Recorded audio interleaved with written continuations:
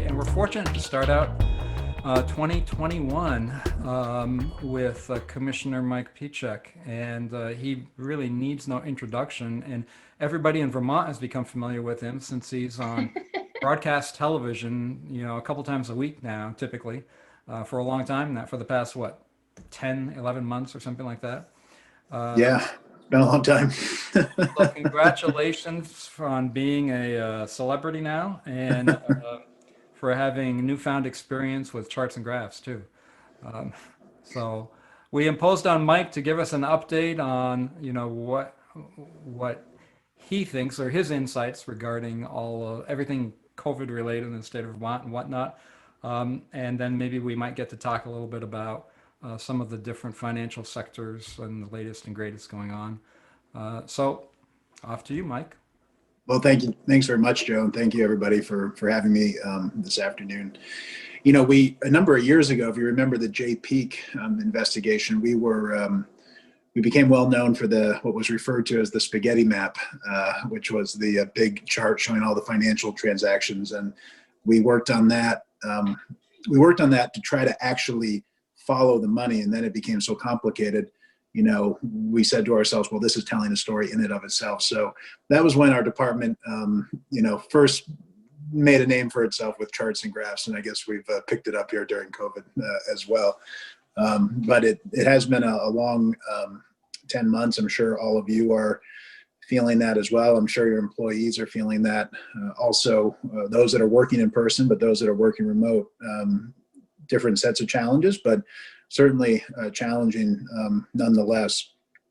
So I thought maybe I'd talk a little bit about, what we're seeing with COVID-19 in the region, in the country, to begin with, what we see happening here in Vermont, what we think, a likely, let's call it 3 to 6 month outlook looks like for Vermont. And then happy to answer any questions that you have as well, and talk a little bit maybe about economic indicators that we're seeing also toward the end. But, for the first time in a long time, we can really provide some optimistic or at least positive news about what's happening in the country. And if you all are watching the numbers over the last, let's call it 10 days or so, you'll see that we've had about a 32% drop in the 7-day case average from about January 11th or so.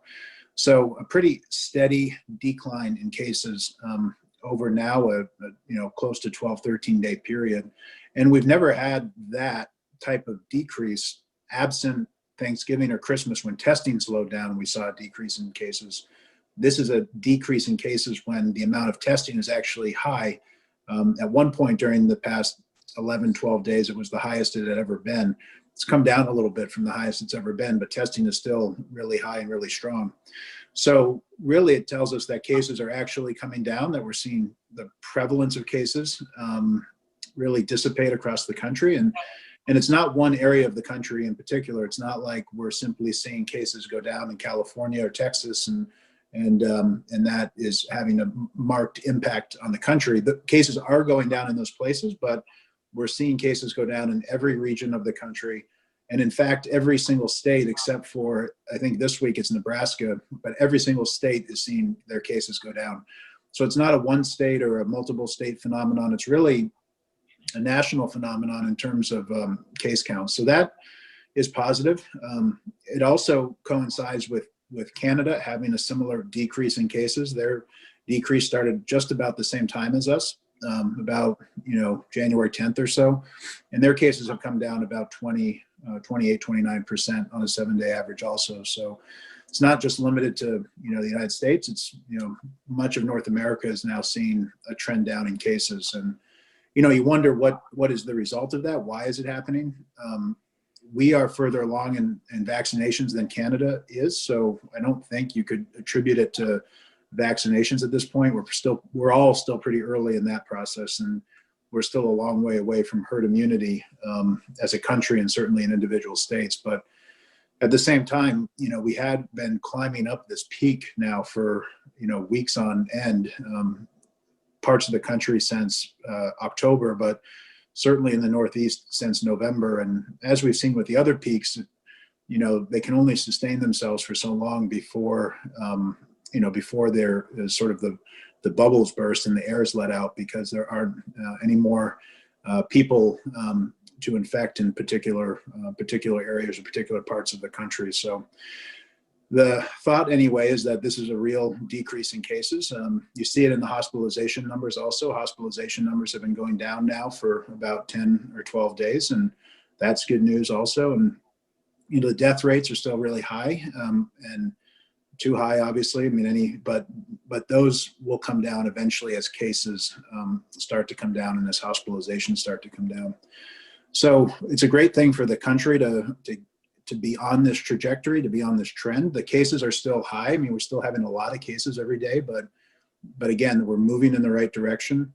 And the reason I mention it as it relates to Vermont and the region is, as we've learned throughout the pandemic, we're also interconnected. In the Northeast, when cases are rising in Massachusetts and New York and New Hampshire and elsewhere, it's really hard for us in Vermont to keep the cases at bay and to keep our own case counts low. We're also interconnected, and the same is true with the country. Over the spring and the summer and the fall, we saw, these little areas of outbreaks sort of start and seed in one part of the country and then move to another part, and so on and so forth, until this most recent peak when basically the entire country felt it at the same time. It just shows you how, again, not just as a region, but as a country, if we don't have it under control, it makes it all the more difficult for every region to get it under control and for every individual state in those regions to get the virus under control. So we've continued to do a good job in Vermont. Our numbers are still really low when we compare ourselves to the rest of the country.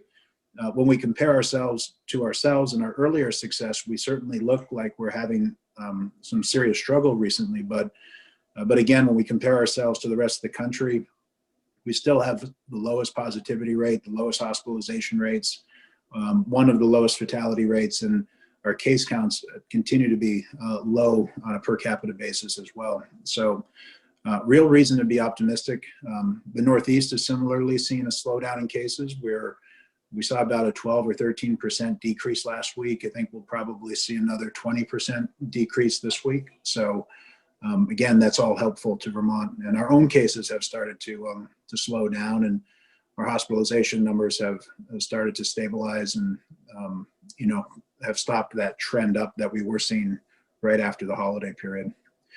So what does that mean for the rest of the first half, the first quarter here in the second quarter? Just the fact that cases are improving, that alone is reason to be optimistic. But at the same time, the pace of vaccination continues to increase as well. So another real reason to be optimistic.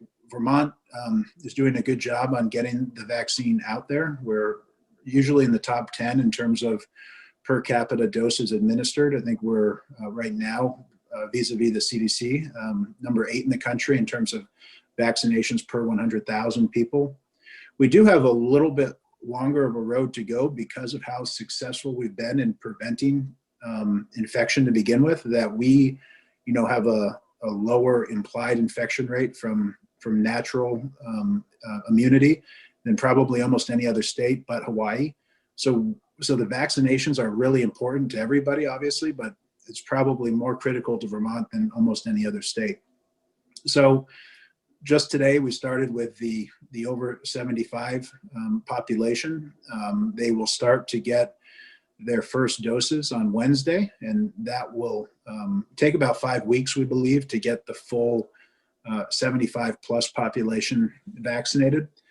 But we've already made some pretty good progress in the long-term care facilities, which are actually our most vulnerable. If over 75 is vulnerable, those that are in long-term care that are over 75 are clearly our most vulnerable of the vulnerable population. They attribute, over 70% of our deaths, and a lot of our hospital resources are taken up by those over 75, whether in long-term care or not in long-term care. So we expect to see over the next few weeks to months, an impact to our case fatality rate that hopefully we'll see the number of deaths that we see in Vermont start to decrease as the long-term care residents get their second doses, get fully inoculated. We've decided to take the approach of focusing on the most vulnerable by age. So we started with the 75 and over, and we'll go down to the 70 to 74, and then the 65 to 69 year buckets. And once we've gone through those age groups, I think we'll be in a very different position relative to the risk that the virus presents to us as a society, as a community, because cases won't necessarily mean, or an increase in cases rather, or just any cases won't necessarily mean that people will end up in the hospital, and won't necessarily mean that people will pass away from the virus.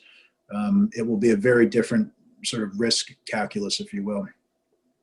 So we hope to be done with that over 75 group by the end of February, at least with the first shots. Their second shots will be sometime, end of March, beginning of April. But at the same time, we'll have started on the next age bands once we're done with those over 75. And again, hopefully the most vulnerable will be complete by sometime in late spring or early summer. And then again, that really changes the game. So we have the infection rates coming down and the vaccinations going up. And then although it's been freezing cold this week and we still have quite a bit of winter left, in the not too distant future, the weather will start improving, and we'll start to get warmer days, and we'll be able to be outside more often. We'll be able to visit with our friends outside rather than inside. We'll be able to, keep our windows open, do all those things that we did last summer so well and so safely. It will be replicated again, we believe this summer also. So this summer, we're really pretty optimistic about where the case counts will be, where our hospitalization and death rates will be relative to the virus. So those three things really, again, are reasons for great optimism: trending cases, increased vaccinations, and then improved weather, all coming together here over the next 3 months. The one thing that, we are concerned about, those are the reasons to be optimistic. The one reason to be pessimistic or to be concerned is the new variants that are arriving from other parts of the world, and even potentially derived from the United States itself. But, those more transmissible variants could mean that cases stay higher longer than they would otherwise, that we actually see this trend down in the country start to reverse and pick back up. They could also mean that the herd immunity level that we need to reach before cases no longer can spread is actually an even higher bar. So it might not be 70% anymore. It might be 80 or 85% of the population needs to be vaccinated because the virus is more transmissible. So that could be an issue as well. And really, I think I've seen it discussed in the media as a race basically, a race between the vaccine and this new variant. And it's probably an appropriate way to think about it. If we can get enough of the population, both in Vermont and across the country, vaccinated before this new variant takes hold, then most are pretty confident we can keep it at bay, and it will be something we'll have to live with, but something that shouldn't disrupt our lives too greatly. Again, as long as we continue to follow the health guidance and the like. So that's the current thinking about the next 3 to 6 months or so. Eventually, after the summertime, the big question will be, where do we stand with vaccination? How many people are vaccinated in Vermont and in the country, in the region? And do we get to that herd immunity level, toward the end of 2021? Is it early 2022? Hopefully it's sooner rather than later. The other thing that's a reason to be optimistic is, in the near future, it won't just be Pfizer and Moderna that are approved vaccines in the United States, but also Johnson & Johnson and AstraZeneca. So if those are approved and the supply really picks up, then there's all the more reason to be optimistic about reaching herd immunity before the end of the year. And once you've crossed that threshold, then you're really into a place where you've returned to normal, if you will. I mean, there's a lot of discussion about what does it mean to return to normal. And, if we're talking about pre-pandemic, not wearing a mask and not worrying about that kind of thing. And it is really when we've hit that herd immunity threshold. And again, hopefully that's later in 2021 or 2022. But well before that point, we're going to see significant change for the better in our daily lives, whether that means less economic restrictions or less social restrictions that we can gather together without as much concern for the risk that currently exists, that risk will dissipate over the months and weeks ahead. So again, that's sort of what we're seeing from a virus perspective. From an economic perspective, the governor will deliver his budget address tomorrow, presenting a balanced budget, of course, and then the question about how does the economy respond? How does the economy recover and continue after the virus is sort of in our rearview mirror? I think there are obviously long-term changes that we'll all see in our own organizations, whether it's work from home or other changes that are probably here for the long term. But the Vermont economy, just like other economies here in the Northeast, I think is pretty well positioned to come out of the pandemic. We received a ton of federal aid, as all of you know, both toward businesses, other organizations, and individuals as well. Much of that aid has already been pumped into the economy to help keep businesses open and operating. I'm sure, as all of you have seen in your deposits at each of your credit unions, there's quite a bit of money also being put away, I think, to be spent at a later date when the pandemic is in retreat or is over. So I think there's real reason to be optimistic that consumer spending will remain high, that it will actually increase even after the pandemic's over, that there'll be a pent-up demand for travel, and probably this summer we'll see a lot of travel to Vermont and from that really large drive time market that we have here in the Northeast, which will be good for our hospitality and tourism industry, which has been hit the hardest of any industry, again, as you all are very familiar with. So, I do think there is reason to be optimistic on that front as well. And then, of course, in terms of state revenues, we are certainly, in terms of one-time money, well ahead of where we thought we would be in the current year, and looking ahead to 2022. There's also the potential for more federal stimulus, which certainly will help the state's bottom line also. And then the real question will be, can the economy regain its legs heading into sort of later budget years in 2023 and so on and so forth, that the state revenues will be back to where they were prior to the pandemic, which were actually pretty strong. We had pretty strong revenues, and we were regularly seeing surpluses. So that was certainly a good thing as well. So Joe, I'm happy to take any questions that anybody has. If they have questions about the regulatory environment, or what we're seeing with vaccinations across Vermont, or what the future might hold as it relates to everyone's credit union or organization. Thank you, Mr. Commissioner. You certainly are covering a lot of different facets of the administration, state government there in your comments. So thank you for doing that. Comments, questions for Mike on anything you brought up or anything else? Hi, Mike. This is John Dwyer. I'll jump in. First of all, thank you for everything you do and have done to really keep Vermont as safe as we've enjoyed as a community and a society. I think we've been fortunate that the governor and other leaders like yourself have kept us informed and kept us engaged. I was on a call this morning with a number of legislators, and they certainly have done that as well. I'm going to get a little tactical on you, if I could, just to get a little guidance for the people on the call.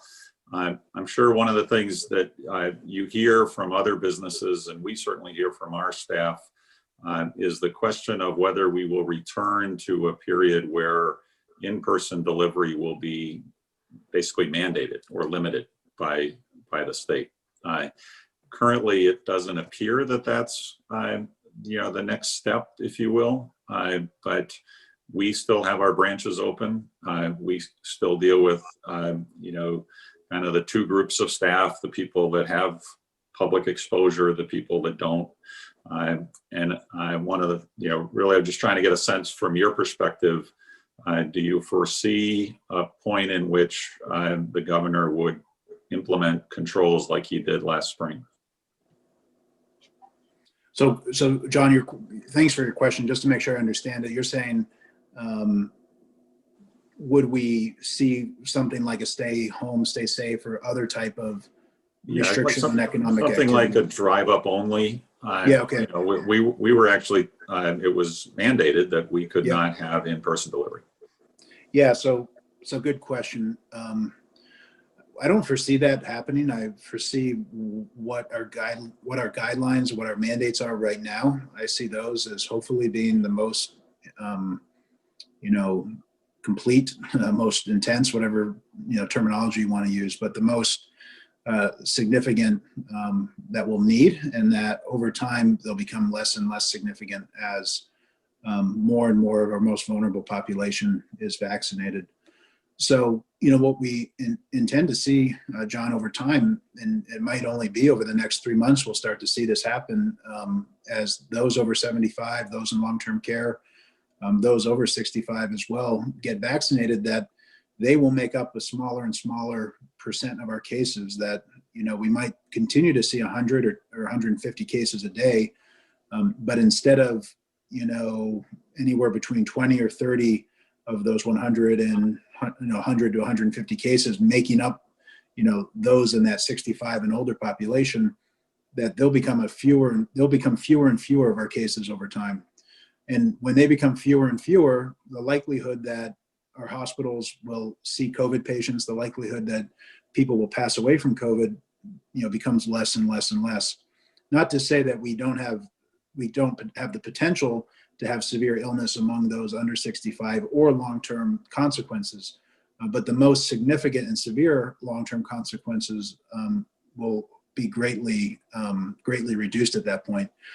So once we've reached that moment, then again, the risk calculus is a lot different, and you could see us having the same amount or even more cases, but having the concern about the impact on the healthcare system, the impact in terms of deaths be much reduced. So I think, knock on wood, and we all hope, and we'll do this in a reasonable and responsible way, so that even once we are getting to that point where the risk is very different, that, we turn the spigot, if you will, or turn the guidance slowly over time so that we don't see a big increase in cases.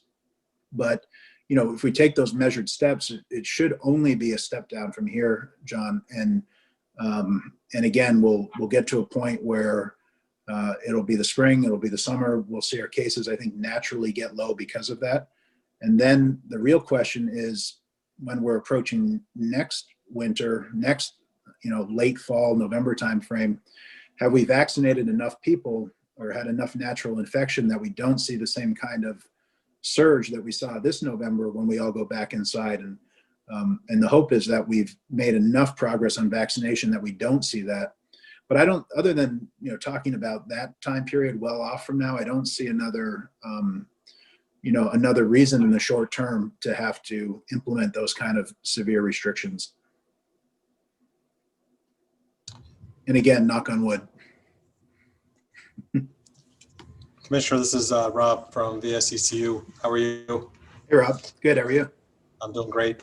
Again, I had an opportunity for, I think, one of the first times in my my position here for John to agree with me at a prior meeting. So this time I'm going to agree with everything he just said about you. So there you go, John. It comes your way.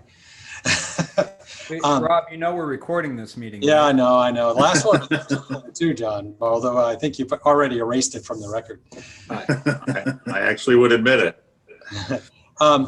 I guess my question, so what you've laid out, and I've been, as John said, equally impressed with how you and the governor and the administration have managed this. And what you've laid out is very methodical, and I think, certainly sounds like a sound strategy. The question, obviously, that we're getting from our staff is, is, when is the vaccine going to be available to them? And particularly our frontline staff that are facing members, many of which are very young and frankly are probably, and also the most healthy, which, the way that we're rolling out the vaccine will mean that they'll essentially be, among the last to get the vaccine. So in terms of timing, do you have a sense? I heard you say late spring, early summer to get through, I think what I heard you say, the 65 and older. What's your sense of what happens after that? Are the bands smaller in population that allows you to get through the next several bands more quickly? I'm a little curious as to what happens then and how rapid you think the deployment, and have you thought about, once you get through the 65 and older, reprioritizing in a way that isn't just solely based on age, but based on frontline workers and those that are most exposed to the public? Yeah, for sure. It's a great question, Rob. And there are really two primary strategies that you could decide to take when it comes to the vaccine. You could decide to focus on the people who are the most likely to contract the virus or spread the virus, and that's where essential workers would come into play, and others that are having a lot of interaction with the public and with a lot of different communities and people. And then the other, of course, is the one that Vermont has decided to take, which is focusing on the most vulnerable to begin with, and then sort of inoculating them or protecting them, and then moving on to the rest of the population. So under that first strategy, your hope would be that you get to the people that are the most likely to contract the virus or spread it. And by getting to them, you've reduced the transmission to the point where you're protecting the vulnerable as well, because you've reduced the transmission. The other focus, where you focus on the most vulnerable, is that you've basically shortcutted that, gotten to the most vulnerable and protected them as quickly as possible, because the rest of the population isn't at the same amount of risk. So I think if we had more confidence in the amount of the vaccine that we were going to get and how quickly we were going to get it, then the strategy of going to the broader, essential worker definition, may make some sense. But because the vaccine is of such limited supply, and the supply hasn't increased, to any measurable way, and hopefully it will at some point here in the not too distant future. I think really focusing on that most vulnerable population made a lot of sense for us in Vermont, and many other states have taken that same approach as well. So that's kind of just the rationale behind, those why we decided to go the protect the most vulnerable route when you have those two options available. So certainly, though, at the same time, you got to recognize that there are certain segments of our population that are more at heightened risk of contracting the virus, even if they're not at heightened risk of having significant or severe complications if they do get the virus. And that's an area that makes some sense to target, at the appropriate point. So right now, the thought is that, you go from the healthcare workers, and the healthcare workers were identified and prioritized because the thought was preserve the healthcare system, so you don't have dozens of nurses or doctors having to quarantine and then not having sufficient numbers of people to care for those in need. So now that the doctors and the long-term care facility residents and staff are sort of worked their way through, and we'll go to the 75 and older, the 70 to 74, and the 65 to 69. And then the thought is to move away from the age banding, to then focus on those with underlying conditions, and because they are thought to be the next most vulnerable if they contract the virus. And then you've worked your way, you worked a pretty good way through the population at that point.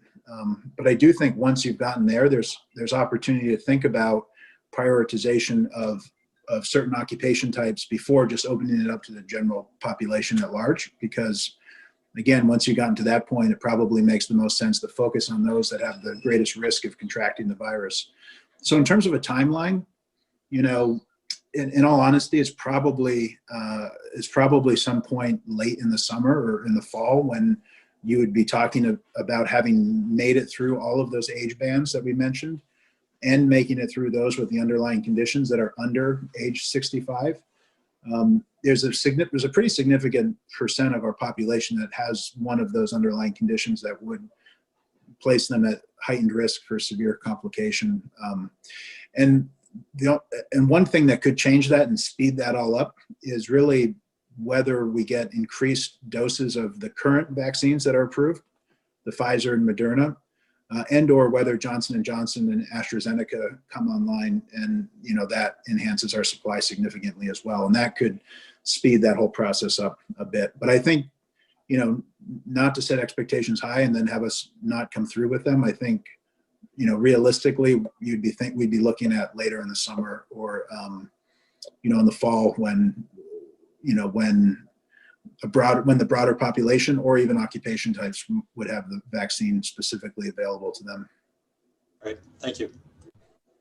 I wish it was sooner. We all, it's sort of tough. It's tough because it's not like, as a governor, I know the governor, I'm sure he said it publicly, but privately he'll say, I want there to be enough vaccine for everybody right now. And it's just not the world we're living in, which is unfortunate. But this, I think the strategy laid out is sound, and some health measures, Rob, will have to stay in place for the rest of the year, like wearing masks and staying physically distant. I think those are pretty low impact, but low impact things in terms of what the individual has to do, but high impact in terms of preventing the virus from spreading. So there'll be some things that we'll have to continue to do as we wait to get the sort of the tail end of the population vaccinated. But we think it's a sound strategy to protect the most Vermonters and protect those that are most at risk.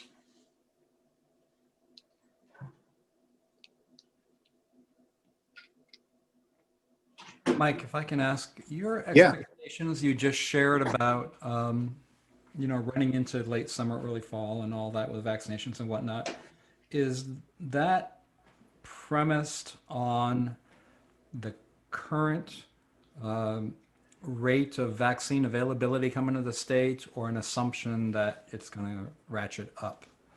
Yeah, so I would say it's based on an assumption. If it were on the current amount of vaccine, it'd probably be even longer. I think everybody believes that not just because new vaccines will come into the stockpile, but that the ones that are available now will increase in the amount that they're producing and available to the states. So there's an assumption that it will be ratcheted up over time. Now, if it ratchets up even more quickly than anticipated, that's where you get, even more, we make even more progress. Again, if there's an impact, if there's a variant that comes along that the vaccine isn't as effective on that variant, if there's an issue with the production and something in the chain there, in the supply chain that breaks down, that could be an issue. But the hope is that the supply ramps up over time and that states get better at identifying and administering the vaccine to the population as well. Was just out of curiosity, do you know if there was any reality to the rumor that I don't know, read or heard or something? Maybe I just caught it in a passing remark on TV or something last week about New York State wanting to bypass federal government and get vaccines direct from manufacturers. And wouldn't that kind of muck up the works for everybody else? Yeah, so there have been conversations, about that among certain states and in the media. I mean, some have been comparing it to last spring when the states were trying to get the PPE, on their own when they were really kind of left to their own devices. And, that works. I'm not going to say that works well when it was the PPE example, but it at least works because there are a lot of different suppliers, both domestically and internationally, where you can find supply. But with the vaccine, there's only 2 companies that are approved at this point. So I don't think it'll end up coming to fruition that individual states will even have the ability to do it, let alone whether it's a good or sound strategy or not. So I could imagine a big state like New York, that has a pretty good, impact on the market, if you will, has a pretty good market segment there, if you want to think of it that way, to make a negotiation with one of those companies directly. A state like Vermont, I don't know if we'd make as much headway if we had to hang out on our own and try to negotiate. But hopefully, And I think this is one of the other reasons to be optimistic that I didn't mention, but, the federal response, I mean, I'm sure everyone has seen it just in 5 or 6 days where there's been a new administration. The federal response is going to be a lot different under the new administration, and it's going to be more proactive against the virus, and it's going to be more cooperative with the states. So I do think we'll be in much better position if all the states hold together and work with the new administration, the federal government. I think it would make the most efficient, effective way of being able to distribute this really precious and limited resource that we have. Thank you for that. Other comments, questions for our commissioner? Anybody? Is there anything in that you see in your day job as commissioner of everything financial services in the state? Is there anything that you've seen happen over this past year, 11 months, whatever, pandemic time that you've seen as a significant, I mean, other than what we know about as credit unions, as a significant shift in, financial services one way or another, or a significant impact that concerns you? So, I think I'd have to really stretch and find something if I was going to say it's something that concerns me. Yeah. I really have been impressed with all of our companies. A lot of times this has been said, but organizations or industries that came into the pandemic in really strong shape have weathered it really well, and organizations that went into the pandemic not so strong, like think about higher education or hospital systems, they have not weathered it quite as well, and they've needed significant bailouts and other accommodations to make it through. Financial services and in Vermont, our companies were really strong position coming into the pandemic, and you've all stayed there and really exceeded, I think, expectations from a financial perspective. And the two other things that I think have been really impressive are the ways in which you've been able to change your operations. And I know there's still a significant in-person operation to each of your organizations, but there's a significant remote operation now to much of everything that occurs in financial services. And our department hasn't seen a marked increase in complaints, whether it's insurance complaints that claims aren't being adjusted as quickly, or checks aren't being cut as quickly, whether it's complaints relating to customer service from a bank or a credit union. Those complaints just have not materialized. So your ability to transition to a remote environment, to sort of roll with the punches, if you will, that came from the pandemic, while continuing to serve your members and other companies serve their clients, has been really impressive. And then the other thing that has really been impressive throughout the pandemic is the amount of flexibility that each organization, again, not just credit unions and not just banks, but insurance companies and others, have been able to show to their clients and to their members to help them make it through the pandemic, whether it is delaying a loan that's due, whether it's delaying a payment, whether it's allowing premiums to go into arrears, whatever the flexibility is, it has been quite impactful on people here in Vermont, and I think we're all benefiting from that show of generosity and that show of compassion, and really just stepping up to be the community leaders that all of you are as individuals and all your organizations are in your communities. So, those are things that impressed me, Joe. I mean, when I said I'd really have to stretch to find something that's concerning, I mean, if you really want to go to bring it to the sort of the conclusion, the finality of what's happening with this sort of remoteness that we're all living in, you could see people becoming really comfortable with online banking and other online services. And maybe, maybe that requires our financial institutions to start having even more of a significant, online or online only presence, and moving away from a brick and mortar presence. And, or maybe that means online financial institutions that aren't based in Vermont, start to have even more of a leg up on some of our financial institutions based here in Vermont. So, maybe if I had to reach, maybe that's a concern, but again, I'm sure as each of you know in your own credit unions, you've all come a long way in making online and remote services available to your membership. So even with technology companies basically masquerading as banks and credit unions, I think you're still in a good position to compete with them. And of course, they can't provide the customer service that comes along with working with a local credit union. I know last week, to follow up on your comments, last week we shared with some legislators in the House Commerce Committee the kinds of things you were talking about that credit unions have done over the past year to aid small businesses and their members and consumers and general communities and so on and so forth, as did the bankers too.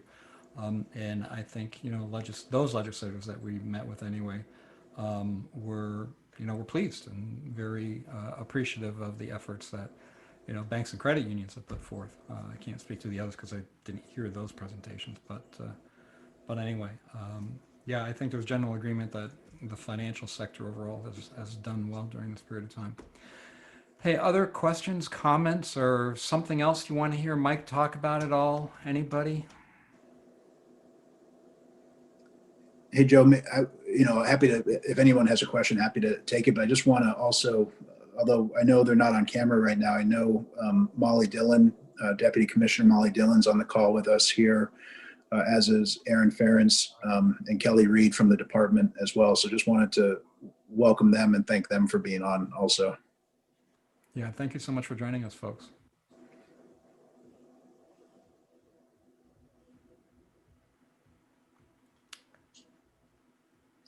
I'm sure if you've done a misstep at all in your comments, Mike, that you'll hear about it from one of them. Anything else, folks? Mike, We don't want to drag it up, or we don't want to cut it short either. Sorry, somebody's going to say something.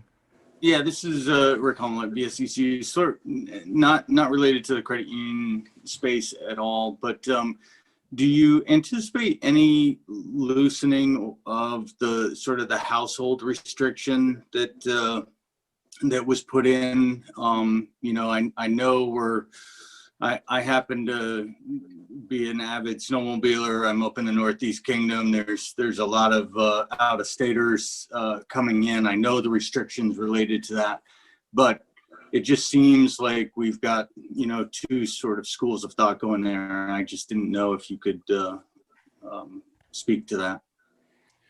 Yeah, sure. So Rick, back in November when those were put into place, the multifamily household restrictions, it was really done because we were seeing so many of our outbreaks tied back to those small gatherings, and we haven't seen those kind of outbreaks. And you could surmise that it's because potentially because people aren't gathering in that way at this point. We did loosen it up over the holidays, and you did see an increase in cases over the holidays. Now, regardless of whether we loosened it or not, people were probably going to get together, and we didn't see cases that were tied back to two families getting together. It was all bigger groups as well. So they were outside of the guidance anyway. But I do think I don't want to put a timeline on it, but sometime in the near term, when our cases, either because our cases are trending down and we just have the opportunity to loosen up things like that, or because our cases are trending down and our vaccinations have reached a point where even if cases start to go back up, they're not going to go up among the population that we're most concerned about and that is most vulnerable because they've been protected from the virus through the vaccine. So I do think that at some point it'll probably be one of the first major restrictions that's lifted in terms of the current restriction that's in place. Other things like reinstituting interstate travel without a quarantine is something else that I think is on the medium horizon once we feel pretty comfortable about where our cases are and where our vaccination progress is. So even though, Rick, I can't give you a timeline, I will say I think it's at the top of the list in terms of a restriction that will be eased.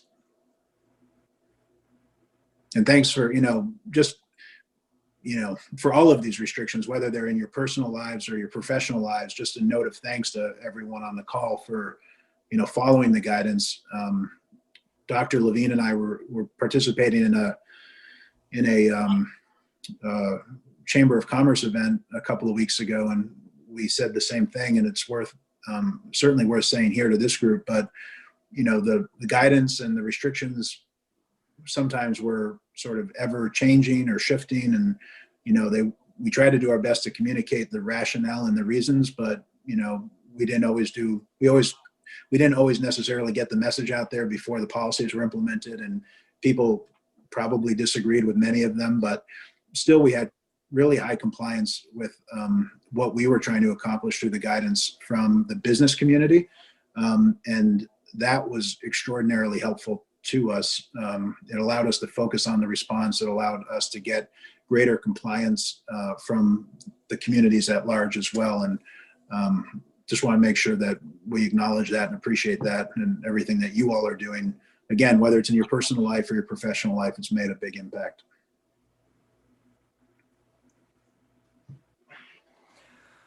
Thank you for that, Mike.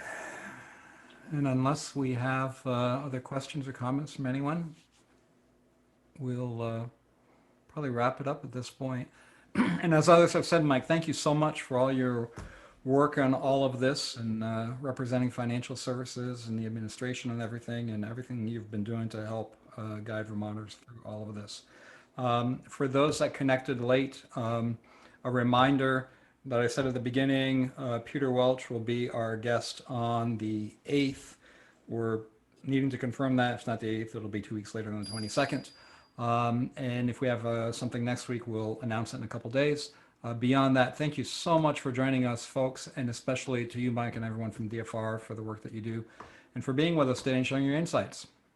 Yeah, it's my pleasure. And again, right back at everyone on this call. Thank you all for leading your organizations through this really difficult time, and helping all of the members that you've helped to date and all the members you'll help into the future. It really puts us in a good spot going forward. So thank you for everything that you're doing as well. Thanks again. Bye, everybody. Thanks, everybody. Have a great night. Good night. Thank you. Have a good night.